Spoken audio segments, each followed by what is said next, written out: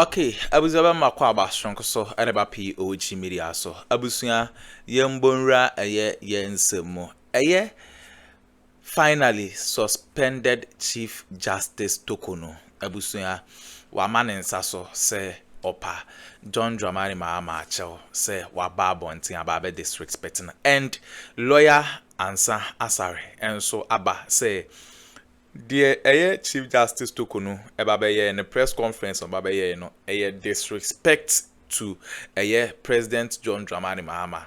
Intina and many miano on sanko non panache will be intino suspended Chief Justice Torkornoo wajatum say or pa John Dramani Mahama chewa enye asam keto Akroma yankona yankonkoti and sama lawyer Ansa Asare edituja medawase.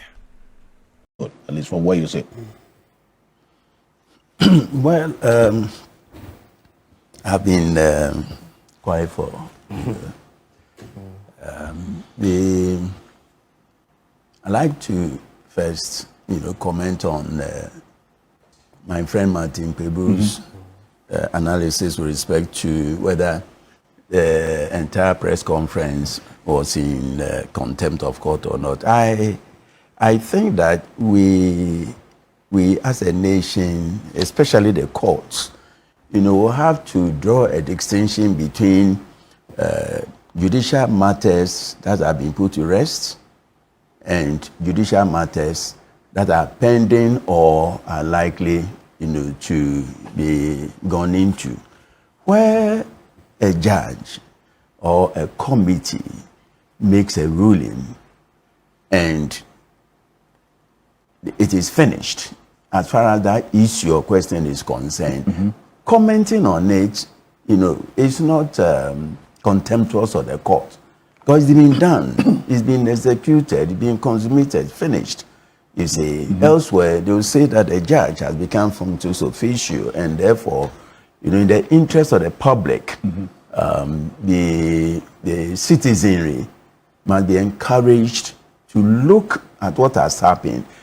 The contemptuous aspect will, arise where the matter is pending and a comment is made on it, but not to matters, that have been exhausted.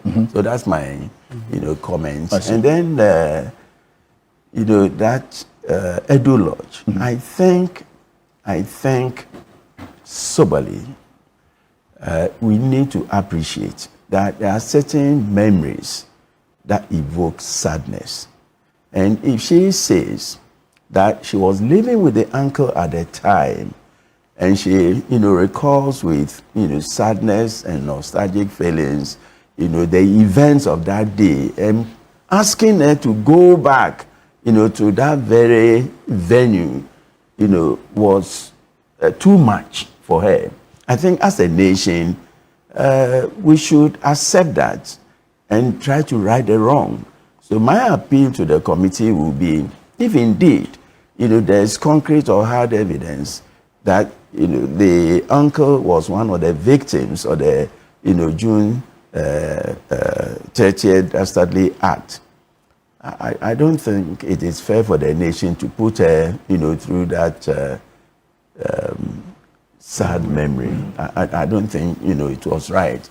And it is still not right. And I don't think it would be right to ask her to go back. So that we should, find an alternative venue which would be friendly. He has mentioned Article 19. Fair trial includes, the absence of evocative, memories, such as, murder of a relative. I think we've nodded a little bit, and the right thing, must be done. Now, about this whole press conference, I think that it was unexpected and in clear violation of Article 146. How did they violate Article 146 exactly? Unexpected. A Chief Justice or a Justice of the Superior Court or a chairperson of the Regional Tribunal must not do that. That is what, the Constitution says should not be done. The Constitution says that the entire proceedings must be held in camera. So once you are a participant, you cannot, as it were, do, what the Constitution says you should not do. So it was unexpected. She did it.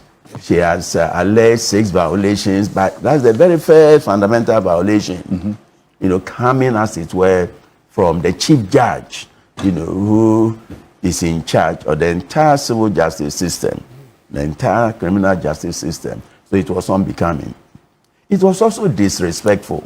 Disrespectful to who? Very disrespectful because, she being the chief justice knows that when you go to court, all answers and questions, are to the judge, to the court. So if a litigant is being, uncivilly, the litigant or the party or witness is reminded that you are before the court and your answers are to the court, your questions are to the court. So be civil, be decent, show some, decorum. And she being, the number one, person to uphold and defend that process, and then sacrificing it, to the altar of frustration, I think, was another faux pas. I mean, she shouldn't have done that. The president set up the committee. Any attack, any onslaught is directed, at the president. So she ought to know that what she was doing was disrespectful to the fair gentleman. Disrespectful to the president? To the president, yes, the fair gentleman. And that's, why I say that she should eat a humble pie and apologize to the whole nation.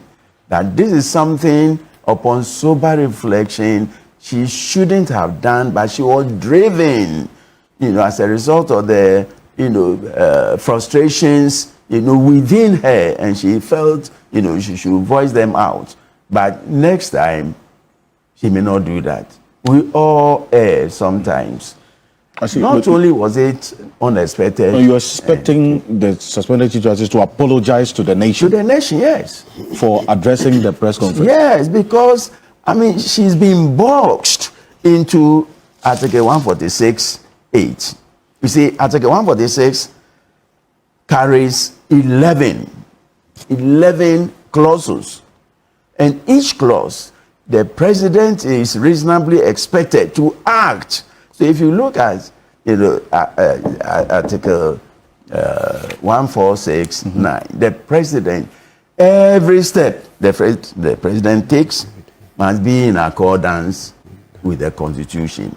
So the chief judge, and interestingly, my friend, said it is the chief justice who administers the oath and will say, Mr. President, repeat after me, repeat after me. And when we vary, the positions, and this is the chief justice, who is subscribing the oath, the president, repeat after me. So both go through the drama. And one cannot therefore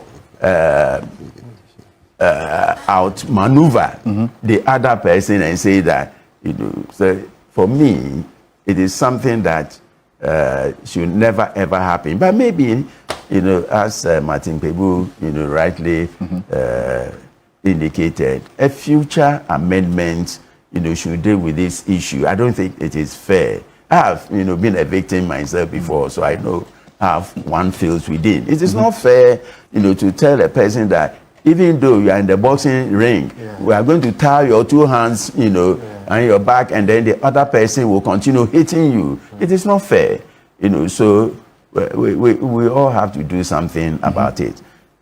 No judge is above the law. Not even the president is above the law. All of us are, subject to the law.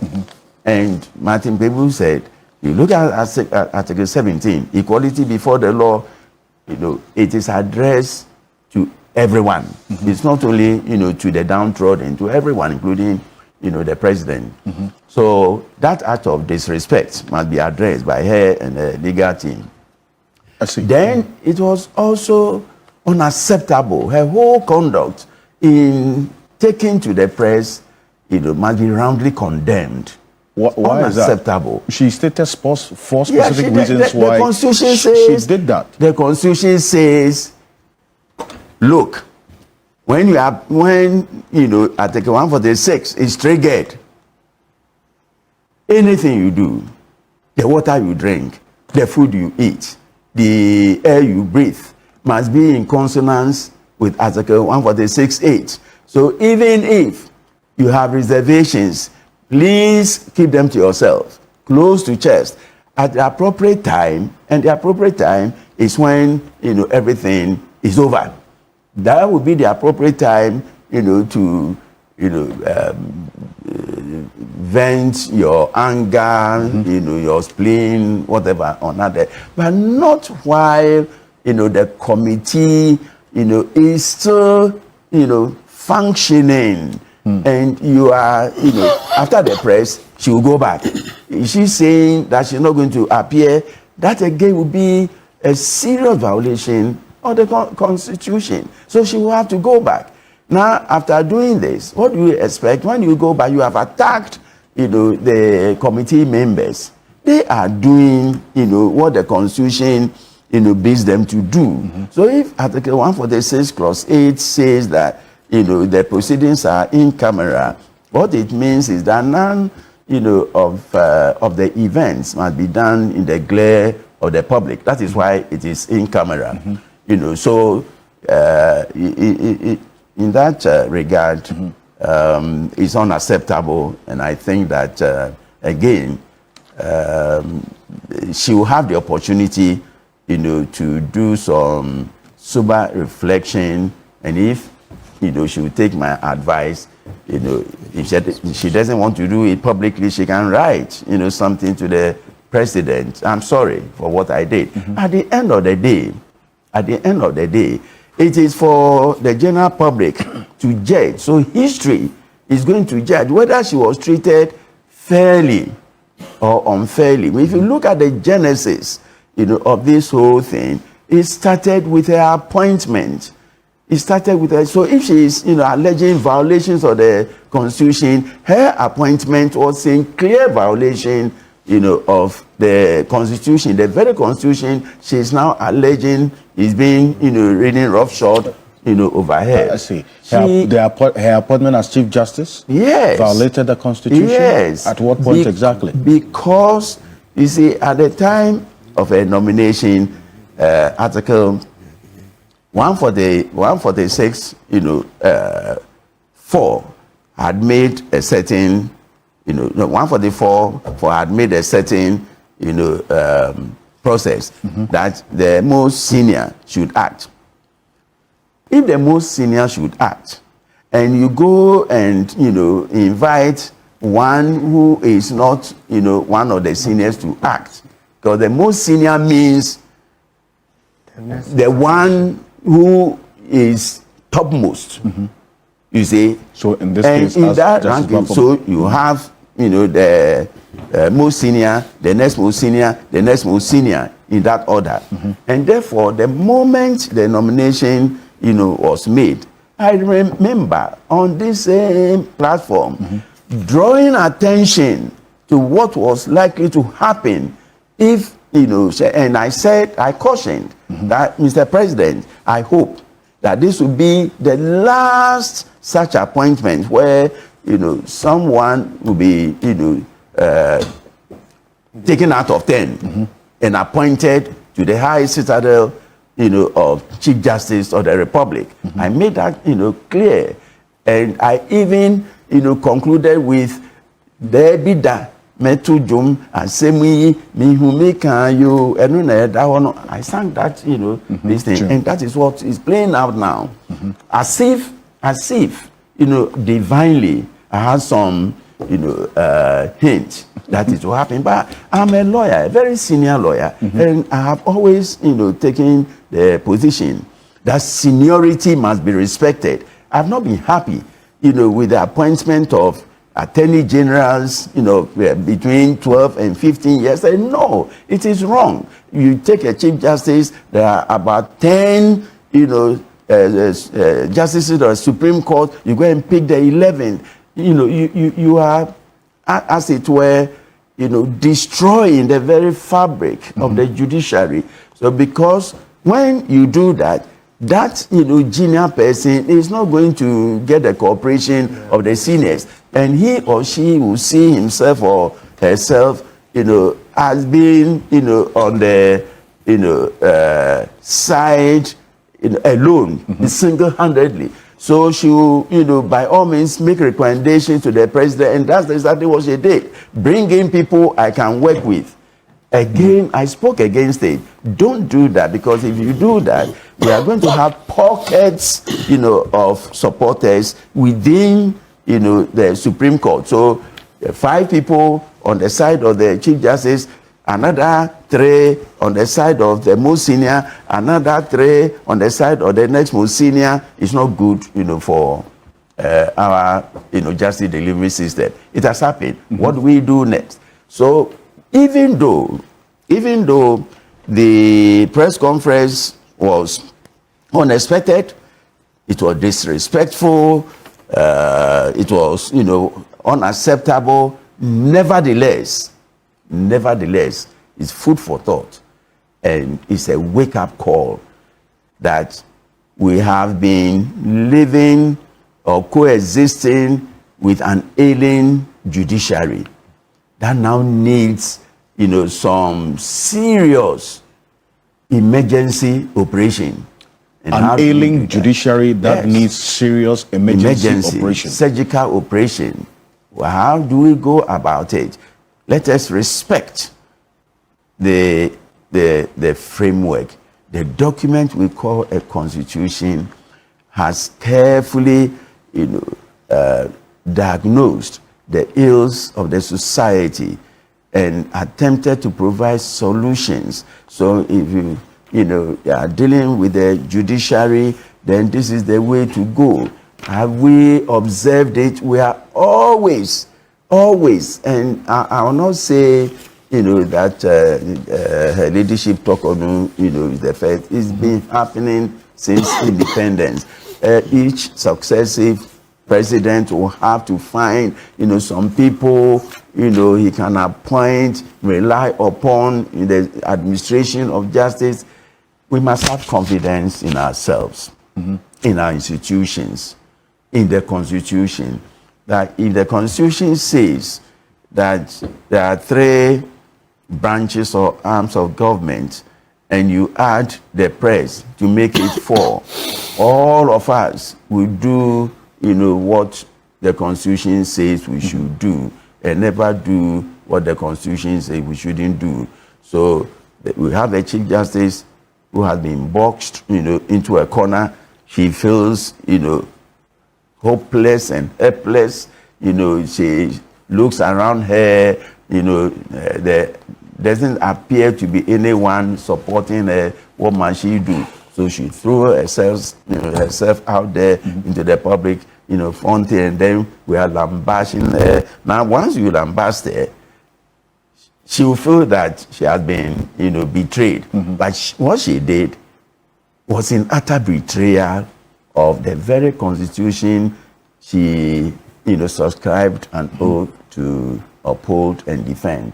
It's a lesson, to all of us that, when we are custodians, and play actors, there are certain things that we shouldn't do. But you see, underlying all of this, you get her sentiments so expressed in one of the statements that she made, that yes, there's secrecy as enshrined clearly in 1466 to 10, the entire process that she's going through.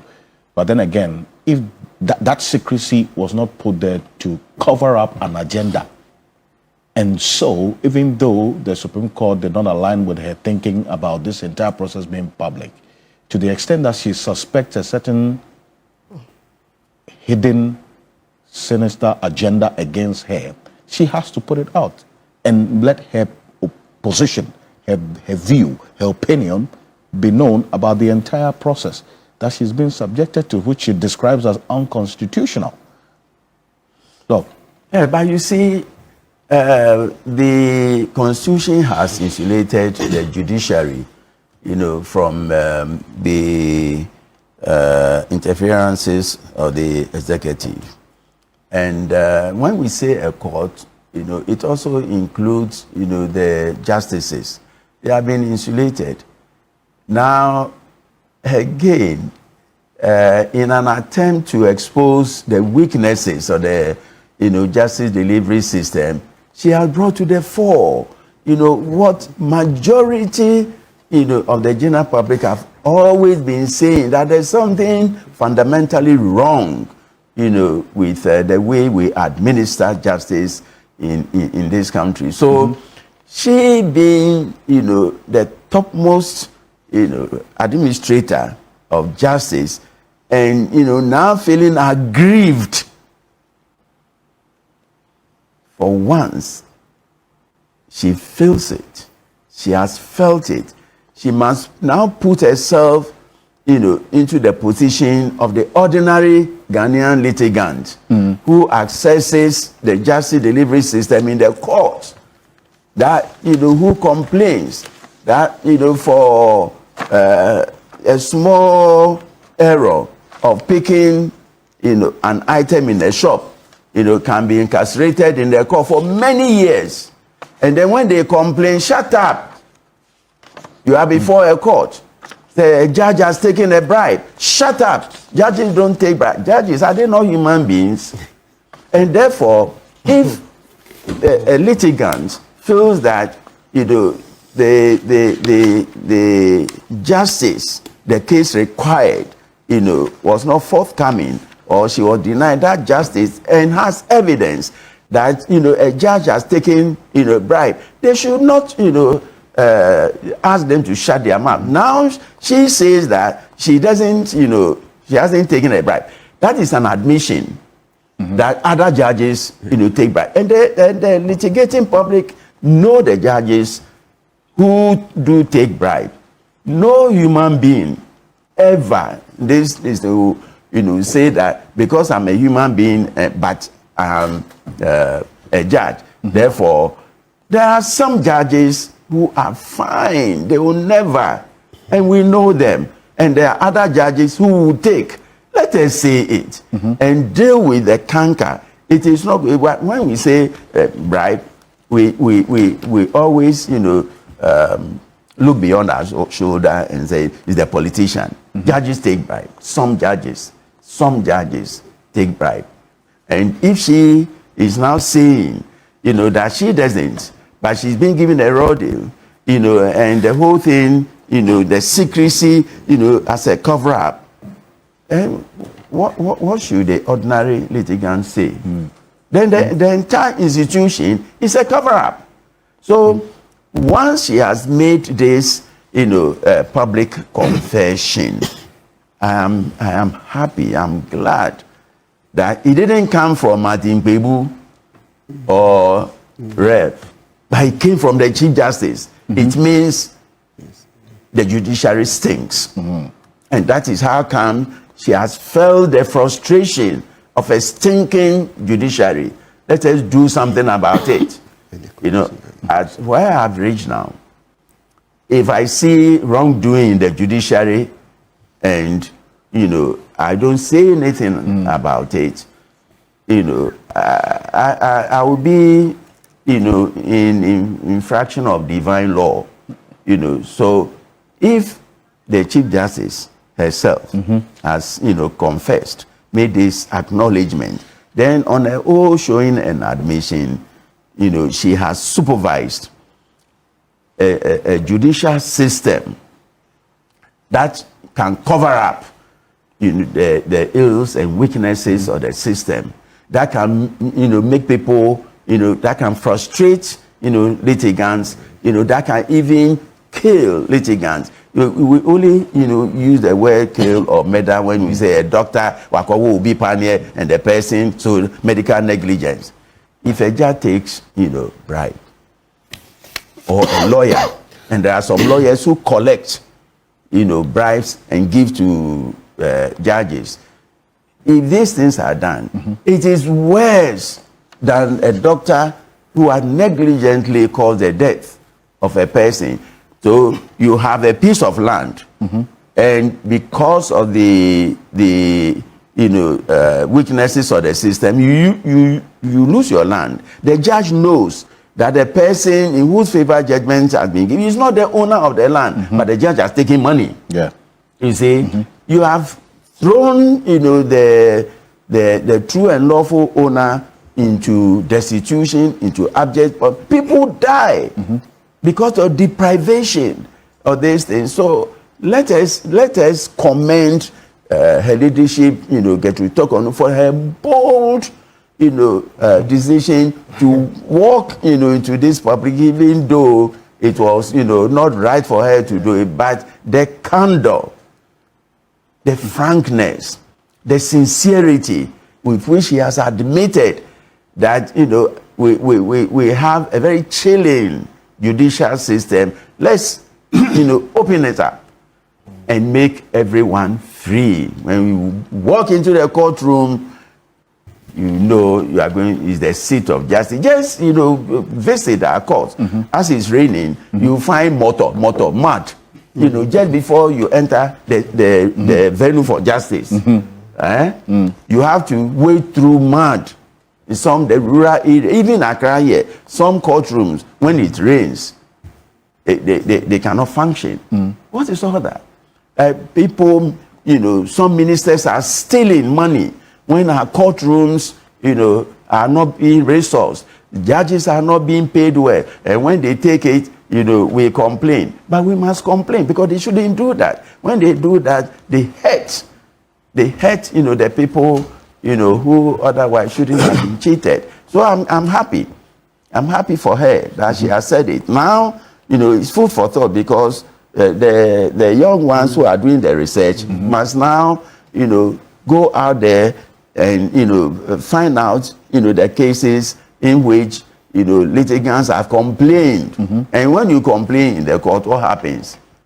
They say you are talking too much. Sometimes your lawyer will have to apologize. But she has said, okay, abuzua we ne ensema ekoso ewo political highway ne so lawyer answer asare NHS odisa ensem ne betuja or chest suspended chief justice Torkornoo etese apauche obi a ewo hobia no ompa acho yebeda wase se moje pene kokoti sa ensem we eremai aha POG Media so beda wase.